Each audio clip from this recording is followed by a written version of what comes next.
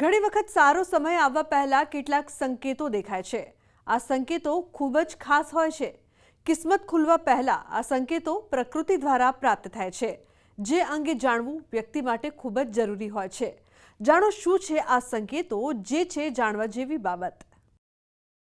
જ્યારે તમારું જીવન બદલાવાનું હોય તો તે પહેલા દેખાય છે કેટલાક સંકેતો, જેનાથી તમને ખબર પડે છે કે માતા લક્ષ્મી તમારા પર પ્રસન્ન છે અને તમારા ઘરમાં એમનું આગમન થવાનું છે।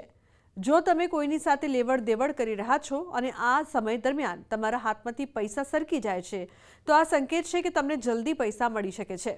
ક્યાંક ફરતી વખતે પીળા વસ્ત્રો પહેરેલી સુંદર સ્ત્રીને જોશો તો તે પણ ધન પ્રાપ્તિનો શુભ સંકેત માનવામાં આવે છે।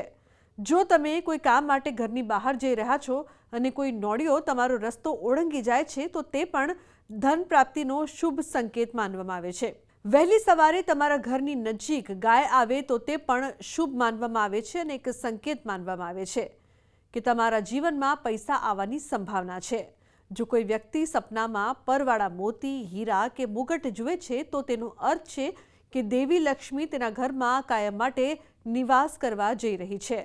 જો કોઈ વ્યક્તિ સપનામાં તેના જમણા હાથને સફેદ રંગનો સાપ કરડતો જુએ તો તે પણ ધન પ્રાપ્તિનો શુભ સંકેત માનવામાં આવે છે। ઘરમાં અષ્ટ પ્રકારની લક્ષ્મીની અભિવૃદ્ધિ થાય એના પહેલાં જે સંકેતો આપણને બધાને મળે છે, એમાં વિશેષ કરીને સ્વપ્ન વિજ્ઞાનની વાત કરવામાં આવે છે।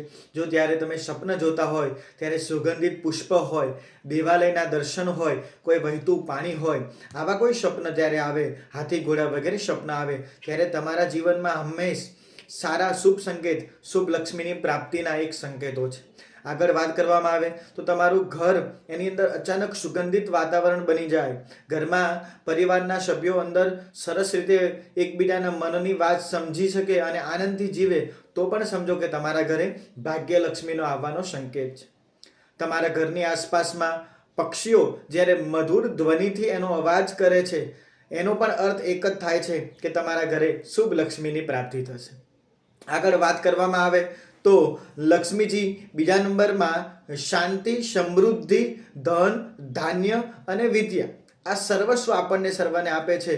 લાંબી બીમારી હોય અને અચાનક એ બીમારી ડિટેક્ટ થઈ અને એની બીમારીમાંથી મુક્તિ મળે, એ પણ એક શુભ અને સારો શ્રેષ્ઠ સંકેત છે। તમારા બાળકોને પણ અચાનક જ સદબુદ્ધિ પ્રાપ્ત થાય, વિદ્યા શક્તિમાં યાદ શક્તિ વધી જાય, તો પણ સમજવું કે જલ્દીથી જલ્દી તમારા ઘરે લક્ષ્મીજીની આવાહન થઈ રહ્યું છે। તો આજના મારા આ અહેવાલમાં બસ આટલું। ફરી મળીશું એક નવી અને મહત્વપૂર્ણ જાણકારીની સાથે, પરંતુ આ વિડીયોને આપ ખાસ લાઇક કરજો અને વધુમાં વધુ શેર પણ કરજો। નમસ્કાર।